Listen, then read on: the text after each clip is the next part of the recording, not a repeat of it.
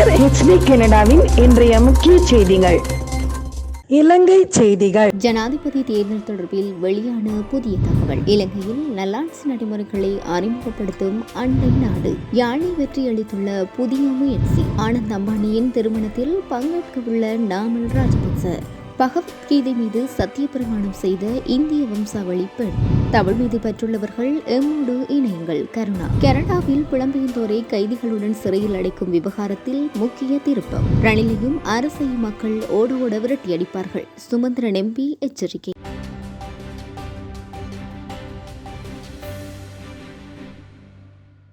எதிர்வரும் அக்டோபர் மாதம் 5ஆம் தேதி அல்லது 12ஆம் தேதி அநேகமாக ஜனாதிபதி தேர்தல் நடைபெறும் என வெளிவிவகார அமைச்சர் அலி சப்ரி நம்பிக்கை வெளியிட்டுள்ளார்.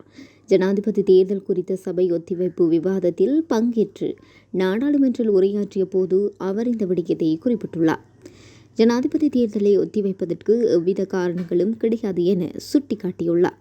மக்களின் ஆணை தேர்தல்களின் போது பயன்படுத்தப்பட வேண்டும் எனவும் ஜனாதிபதி பதவிக்காலத்தை நீடிக்க முடியாது எனவும் தெரிவித்துள்ளார். நாட்டை ஆட்சி செய்தல் தொடர்பிலான தேர்தல்கள் உரிய காலங்களில் நடத்தப்பட உள்ளதாகவும் 1982ஆம் ஆண்டில் மட்டும் அவ்வாறு நடைபெறவில்லை எனவும் அவர் தெரிவித்துள்ளார். முன்னாள் ஜனாதிபதியின் பதவிக்காலம் 5 ஆண்டுகள் எனவும் அதனை குறைக்கவோ அதிகரிக்கவோ முடியாது என அவர் மேலும் குறிப்பிட்டுள்ளார். இலங்கையில் தனது நல்லாட்சி நடைமுறைகளை அறிமுகப்படுத்துவதற்கான சாத்தியமான வழிகளை இந்தியா எதிர்பார்த்து கொண்டிருப்பதாக தெரிவிக்கப்பட்டுள்ளது. இந்தியாவின் நிர்வாக சீர்திருத்தங்கள் மற்றும் பொதுத்துறைகள் பணிப்பாளர் ஸ்ரீனிவாஸ் இதனை தெரிவித்துள்ளார். அவரின் தலைமையில் குழு ஒன்று 2024 ஜூலை 7 தொடக்கம் 9ஆம் தேதி வரை 3 நாள் விஜயமாக இலங்கைக்கு வருகை தந்தது. இலங்கை சிவில் சேவை அதிகாரிகளின் திறனை கட்டியெழுப்புவதற்கான இருதரப்பு ஒத்துழைப்புக்கான செயற்பாட்டு கட்டமைப்பை மேம்படுத்துதல் மற்றும் இந்தியாவின் நல்லாட்சி நடைமுறைகளை இலங்கையில் நடைமுறைப்படுத்த சாத்தியங்கள் குறித்து இந்த குழுவினர் ஆராய்ந்தனர்.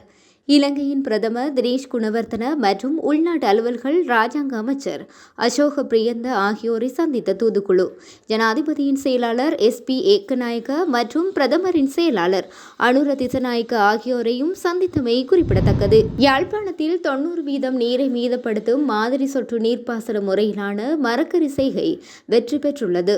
இந்த பரிச்சார்த்த பரிசெய்கை யாழ்ப்பாண பல்கலைக்கழகத்தின் சமுதாயசார் மேம்பாட்டு குழுவினால் மேற்கொள்ளப்பட்டது. இந்த செயல்முறை மூலம் குறைந்த செலவில் அதிக உற்பத்தியை பெறலாம் எனவும் தெரிவிக்கப்பட்டுள்ளது. மேலும் நீர் விரயமாவதையும் நீர்ப்பாய்ச்சலுக்காக செலவிடும் நேரத்தையும் குறைக்கலாம் என்றும் தெரிவிக்கப்பட்டுள்ளது.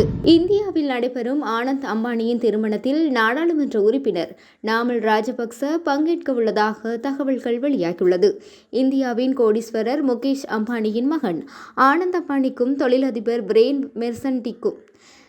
மெர்சண்டிக்கும் இந்தியாவின் கோடீஸ்வரர் முகேஷ் அம்பானியின் மகன் ஆனந்த் அம்பானிக்கும் தொழிலதிபர் வீரேன் மெர்சண்டின் மகள் ராதிகா மெர்சண்டுக்கும் இன்று திருமணம் நடைபெறவுள்ளது.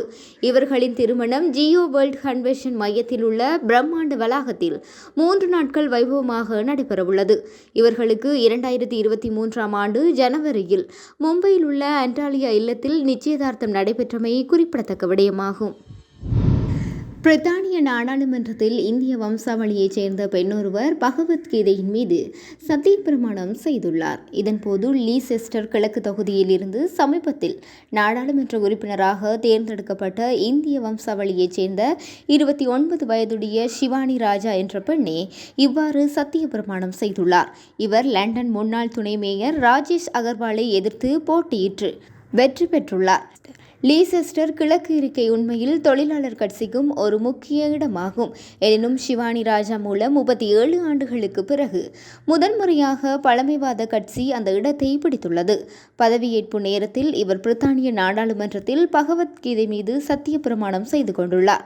லெய்செஸ்டர் கிழக்கை பிரதிநிதித்துவப்படுத்துவதை பெருமையாக உணர்கிறேன் என்று கூறிய அவர் பிரித்தானிய பேரரசரின் உத்தரவுப்படி செயல்படுவேன் என்று பகவத்கீதை மீது சத்தியம் செய்து கொண்டுள்ளார். பிரித்தானிய நாடாளுமன்ற உறுப்பினரான ஷிவானி ராஜா குஜராத்தி குடும்பத்தைச் சேர்ந்தவர் என்பதுடன் அவரது பெற்றோர் 1970ஆம் ஆண்டுகளில் கென்யாவில் இருந்து லெய்செஸ்டருக்கு குடிபெயர்ந்துள்ளனர்.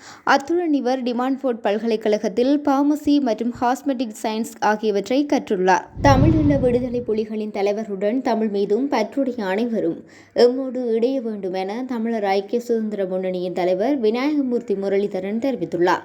அவரால் இன்று ஊடகங்களுக்கு அனுப்பி வைத்துள்ள அறிக்கையிலேயே இவ்வாறு தெரிவித்துள்ளார். அந்த அறிக்கையில் மேலும் தெரிவிக்கப்பட்டுள்ளதாவது: தமிழீழ விடுதலை புலிகளின் தலைவரால் இனங்காணப்பட்டு அரசியல் தலைவராக இருந்து இயற்கை எய்திய சம்பந்தன் தமிழ் தேசிய கூட்டமைப்பினை பொருட்படுத்தி நடத்துவார் என்ற நம்பிக்கையில் கட்சி அவரிடம் கையளிக்கப்பட்டது. இரண்டாம் கட்ட தலைவர் கூட இல்லாமல் தமிழ் தேசிய கூட்டமைப்பு, தமிழரசு கட்சி என அனைத்தும் இன்று சிதறடிக்கப்பட்டு இருக்கின்றது. உருளைக்கிழங்கு மூடையெல்லாம் கட்டவிழ்ந்து ஓடிவிட்டது என்று கூறுகின்ற நட்புகளும் நடக்கிறது. தமிழீழ விடுதலை புலிகளின் தலைவர் பிரபாகரன் கூறிய வார்த்தையை தற்போது அமைச்சராக உள்ள டக்ளஸ் நையாண்டியாக கூறியிருந்தார். தமிழீழ விடுதலை புலிகளின் தலைவரால் கட்டப்பட்ட மூடை கட்டவிழ்ந்தது உண்மைதான். அதனால் தான் அதனை கட்டுவதற்கு நான் வந்திருக்கின்றேன். இனி எங்களுக்கு கீழ் வடக்கு கிழக்கு அரசியல் நடவடிக்கை நடைபெறும் என்பதனை ஆணித்தரமாக கூறிக்கொள்கின்றேன். 15 வருடங்கள் நான் பொறுமையாக இருந்தேன். எங்களால் கையளிக்கப்பட்ட அரசியல் பிரிவு தமிழீழ விடுதலை புலிகளின் தலைவரால் மக்களின் எதிர்காலம், பொருளாதாரம், மக்களின் வாழ்வு என்பவற்றை 30 வருட கால யுத்தத்தின் பின்னர் வளர்த்தெடுக்கும் நிலையிலேயே இருந்தது. இங்கு திருடுவதும் சாப்பிடுவதுமான நிகழ்வுகள் தான் நடந்தது. இன்று கூட அவர்கள் பிரிந்து போகவே இருக்கின்றார்கள். தமிழீழ விடுதலை புலிகளின் தலைவரால் அவிழ்த்துவிடப்பட்ட மூடைகளை கட்ட வேண்டிய கடப்பாடு எனக்கு மட்டுமே உள்ளது. இது கருணா அம்மான் காலம். எல்லோரும் எதிர்பார்த்திருங்கள். சிறிய அரசியல் கட்சிகள், சுயேட்சை குழுக்கள் என அனைவரும் எம்மோடு இணைய வேண்டும் எனவும் தெரிவித்துள்ளார். புலம்பெயர்ந்தோரை குற்றவாளிகளுடன் சிறையில் அடைக்கும் விவகாரம் தொடர்பில் கனடிய நீதிமன்றம் ஒன்று முக்கிய முடிவொன்றை எடுத்துள்ளது. கனடாவில் 2016 ஆண்டுக்கும் 2023 ஆண்டுக்கும் இடையில் மட்டும் 8360 புலம்பெயர்ந்தோர் கனடாவின் எல்லை பாதுகாப்பு ஏஜென்சியால் சிறைகளில் அடைக்கப்பட்டுள்ளார்கள். அப்படி அவர்கள் குற்றவாளிகளுடன் சிறையில் அடைக்கப்படுவதை எதிர்த்து பெடரல் அரசுக்கு எதிராக வழக்கு தொடர ஒன்றாரியோ நீதிமன்றம் அனுமதி அளித்துள்ளது. புலம்பெயர்ந்தோர் குற்றவாளிகளைப் போல குற்றவாளிகளுடன் கைவிலங்கிடப்பட்டு ஆடைகளை களைந்து சோதனையிடப்பட்டு எங்கு செல்லவோ யாரையும் சந்திக்கவோ கடுமையான கட்டுப்பாடுகள் விதிக்கப்பட்டு கொடூரமான குற்றம் செய்தவர்களுடன் சிறைகளில் அடைக்கப்பட்டுள்ளார்கள் என்று கூறியுள்ளார் நீதிபதி பெஞ்சமின் கிளாஸ்டீன். அப்படி இந்த புலம்பெயர்ந்தோர் வழக்கு தொடர்வதனை தடுப்பதற்காக பெடரல் அரசு சார்பில் சட்டத்தரணிகள் 15 எதிர்ப்புகள் அல்லது மறுப்புகள் தெரிவித்த நிலையில் அவற்றை நீதிமன்றம் நிராகரித்துவிட்டது.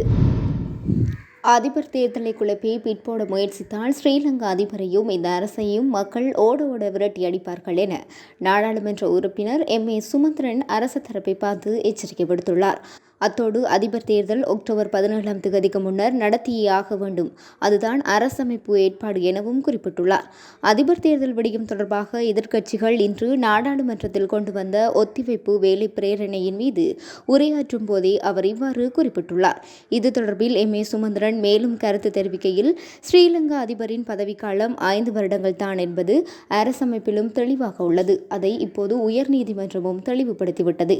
இந்த நிலையில் அதிபர் தேர்தல் ஏற்பாடு தொடர்பான அரசமைப்பு பிரிவுகளில் மாற்றம் ஒன்று கொண்டுவரப்பட வேண்டிய தேவை எதுவும் இல்லை எனவும் குறிப்பிட்டுள்ளார். அதிபரின் பதவிக்காலத்தை 6 வருடங்களுக்கு மேல் நீடிப்பதாயின் சர்வஜன வாக்கெடுப்பு நடத்தப்பட வேண்டும் என்ற அரசமைப்பின் 83வது பிரிவு இவ்விடயங்களில் சம்பந்தப்பட்டது அல்ல. அதை மாற்றி அமைக்க வேண்டிய தேவையும் இல்லை. அதை மாற்றி அமைப்பதாயின் அதற்கு சர்வஜன வாக்கெடுப்பு தேவை என்ற கருத்து இருந்தாலேயே 19வது சீர்திருத்தம் கொண்டுவரப்பட்ட போது அதை மாற்றாமல் அப்படியே விடுகின்ற தீர்மானம் எடுக்கப்படுகின்றது. அப்போது பிரதமராக இருந்த ரணில் விக்ரமசிங்கவின் இணக்கத்தோடுதான் அப்படியே அதை விட்டுவிட முடிவு எடுக்கப்பட்டது. அதனால் சர்ச்சைகளோ குழப்பங்களோ ஏதுமில்லை. ஏற்கனவே ஸ்ரீலங்கா அதிபரின் பதவிக்காலம் 5 வருடங்கள் தான் என்பது திட்டவட்டமாக தீர்மானிக்கப்பட்ட விடயம். இது 83வது அரசமைப்பில் இருப்பதால் எந்த குழப்பமும் புதிதாக வந்துவிடாது. ஆனால் இந்த பிரிவுக்கு திருத்தம் கொண்டு வருகின்றோம் என்று குழப்பத்தை ஏற்படுத்த அதிபரின் தரப்பு முயல்கின்றனர் என்றும் கூறியுள்ளார்.